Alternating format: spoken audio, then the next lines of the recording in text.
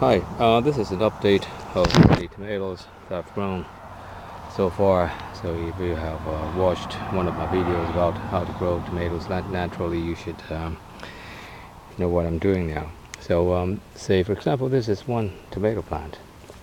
So it's very tiny, not very large, but then you see how many tomatoes there are for one plant. This is a Roma tomato plant.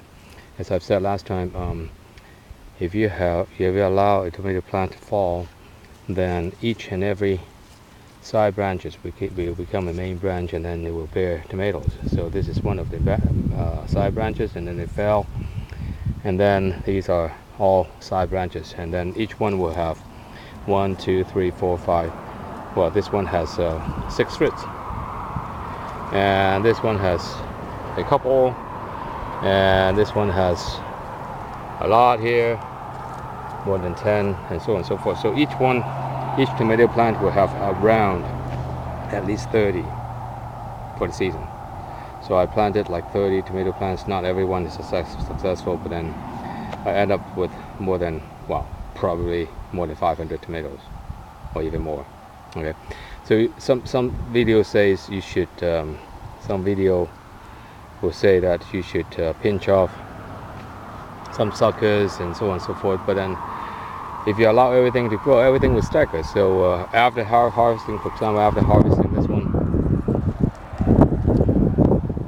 I still have a lot of green ones. So I'll be eating tomatoes every single day. Instead of having a big harvest towards the end, I'll have a staggered harvest. This one again is Roma tomato. This is one plant.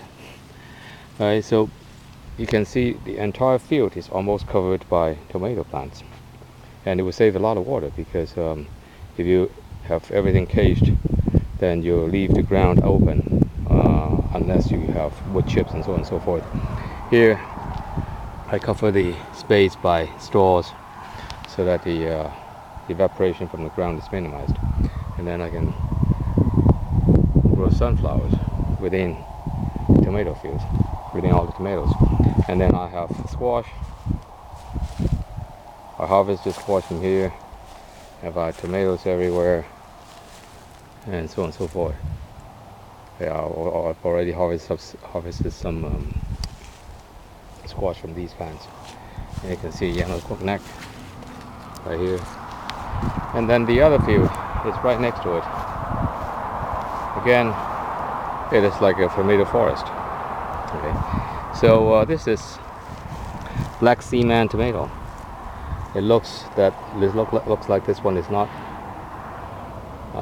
mature yet, but this one you can definitely harvest it. Black seaman tomato is very good because it can tolerate a little bit of cold, and it's very sweet. It's juicy. It's not bitter. It's not sour. This is another tomato plant. This is one plant right here. See how many tomatoes I have for one plant? This is some kind of round tomatoes, I guess. And I have squash, zucchini right here, another small one here. So I better harvest this, otherwise this one will not grow. Right. And see, Spanish squash right next to it.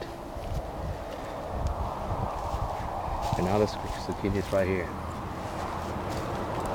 Sunflowers. So the trick is to try to cover the ground with tomatoes. So eventually, if you let everything fall, you only need to cover some ground using straw or dandelions or whatever. Okay. So this is about it. I'm signing off. See you next time. Bye.